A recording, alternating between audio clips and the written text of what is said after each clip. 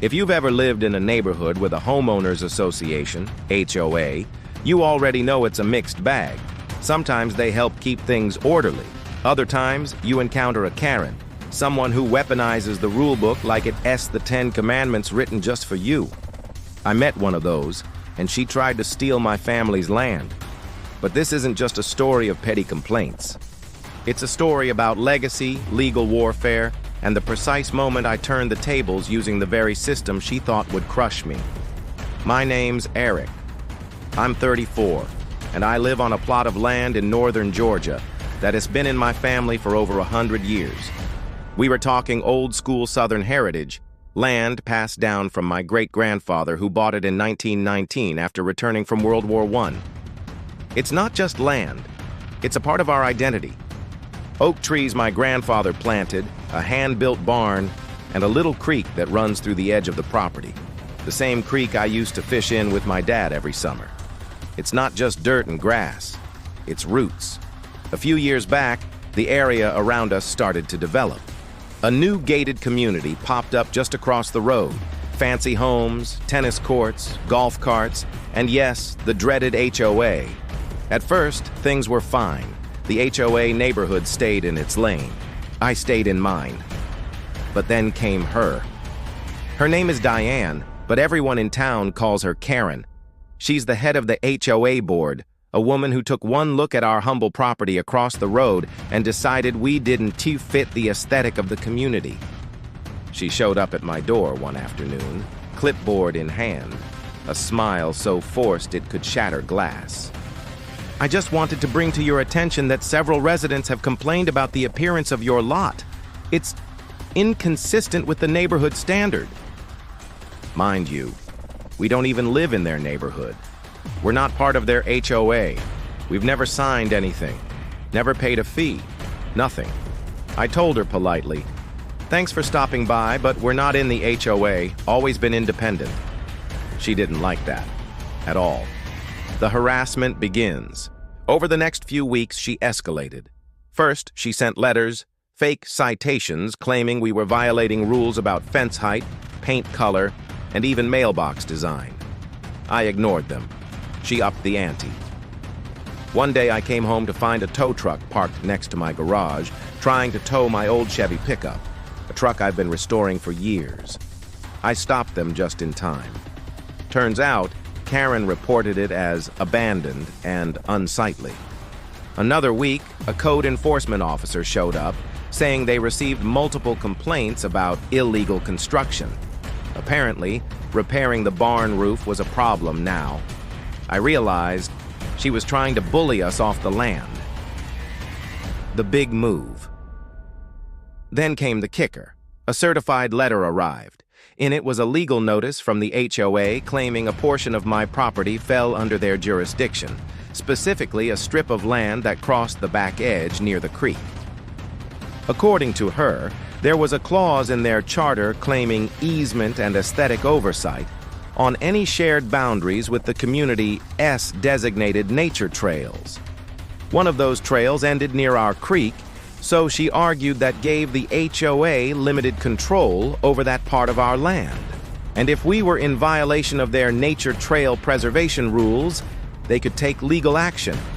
They wanted us to remove our fence, repaint the barn to a neutral color, and cease all disruptive activities, like bonfires and outdoor tool sheds. That was the moment I knew she was playing dirty. I've got a friend, Jason, who's a real estate lawyer. I called him, gave him the details, and he nearly laughed. "She's bluffing," he said. "But if they're going to try to pull that easement clause, we'll need to dig deep into the deed chain and zoning records." So we got to work. Turns out, the HOA's easement claim was based on a map filed in 2004, but my family's property had a deed and survey recorded in 1996. The older deed showed a natural barrier, the creek, as the true boundary. And more importantly, it stated explicitly that no easement could be imposed without the owner's signed consent. There was no signature. But it gets better. The trap they set, and the one I sprung. Karen tried to push forward anyway. She called a special HOA board meeting and invited city officials. During that meeting, she presented aerial photos, maps, and complaint logs. She claimed our property devalued homes in the community and posed a risk to neighborhood integrity. But what she didn't know was that I had already gone one step further. I pulled building permits, county records, zoning guidelines, everything. And I found that when the HOA expanded their trails back in 2018, they accidentally encroached on my land by about 6 feet.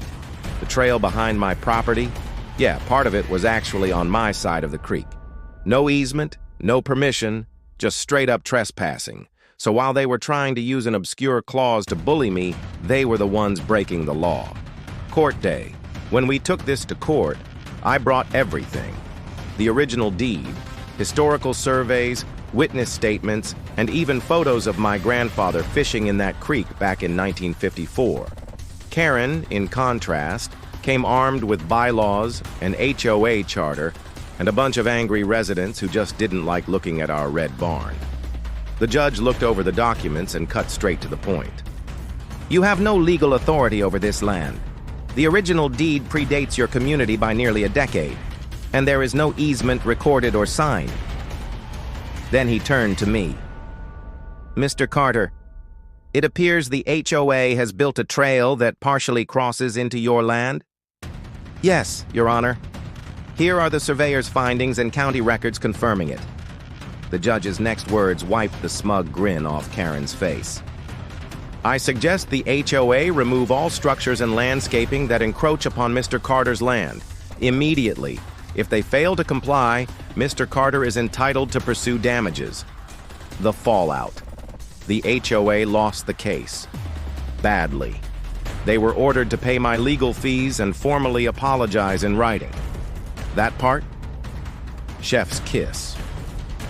Karen resigned from the board 2 weeks later. Rumor has it she tried to get a restraining order against my barn for emotional distress. Okay, that part might be a joke, but honestly, would you be surprised?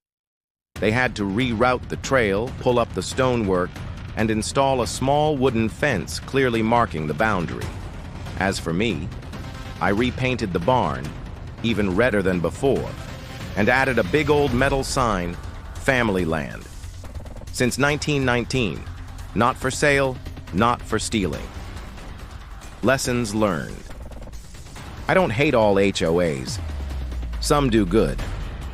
But when someone like Karen gets a taste of control, they can go off the rails. The key lesson here? Know your rights, know your land.